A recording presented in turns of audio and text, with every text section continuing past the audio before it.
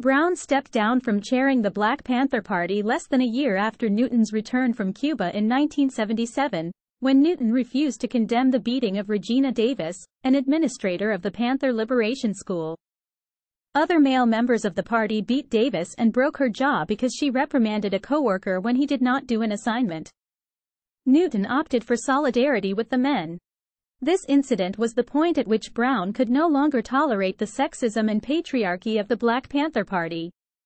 For many, Brown's leaving was seen as a turning point for the party. She left Oakland with her daughter, Ericka, and moved to Los Angeles.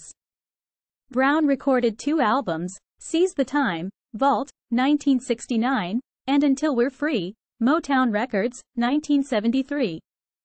Seize the Time includes The Meeting, the anthem of the Black Panther Party.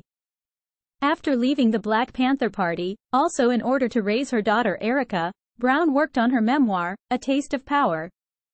She eventually returned to the struggle for Black liberation, especially espousing the need for radical prison reform. From 1980 to 1983, she attended Southwestern University School of Law in Los Angeles. From 1990 to 1996, she lived in France. In 1996, Brown moved to Atlanta, Georgia, and founded Fields of Flowers, Inc., a nonprofit organization committed to providing educational opportunities for impoverished African American children. In 1998, she co-founded the grassroots group Mothers Advocating Juvenile Justice to advocate for children being prosecuted as adults in the state of Georgia. Around the same time, she continued her advocacy for incarcerated youth by founding and leading the Michael Lewis Legal Defense Committee.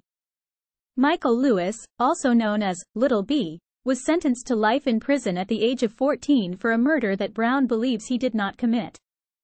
Brown would eventually write a non-fiction novel, The Condemnation of Little B, which analyzes the prosecution of Lewis as part of the greater problem of the increased imprisonment of Black youth. In 2003, Brown co-founded the National Alliance for Radical Prison Reform, which helps thousands of prisoners find housing after they are released on parole, facilitates transportation for family visits to prisons, helps prisoners find employment, and raises money for prisoner phone calls and gifts. In 2005, while protesting a G8 summit in Sea Island, Georgia, Brown learned of the massive poverty in the nearby city of Brunswick, Georgia. Brown then attempted to run for mayor of Brunswick against Brian Thompson. Running on the Green Party ticket, Brown hoped to become mayor in order to use her influence to bring the Michael Lewis case to prominence, as well as to empower blacks in Brunswick by using her elected office to create a base of economic power for the city's majority black and poor population through redistribution of the city's revenues. Though Brown was eventually disqualified from running and voting in Brunswick because she failed to establish residency in the city, her efforts brought widespread attention to Michael Lewis' case. She later became a co-founder of the Brunswick Women's Association for a People's Blueprint. Brown has continued her prison reform advocacy by lecturing frequently at colleges and universities in the U.S. Since 1995, she has lectured at more than 40 colleges and universities, as well as numerous conferences. In March 2007, Brown announced her bid to be the 2008 Green Party presidential nominee.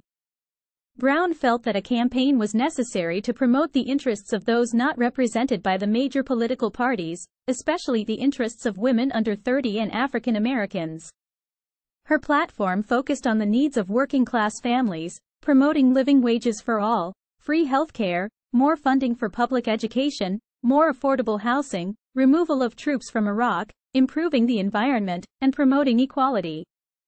Brown intended on using her campaign to bring many minorities to the Green Party in the hope that it would better represent a revolutionary force for social justice. In late 2007, she resigned from the Green Party, as she found that the party remained dominated by whites who had no intention of using the ballot to actualize real social progress, and will aggressively repel attempts to do so.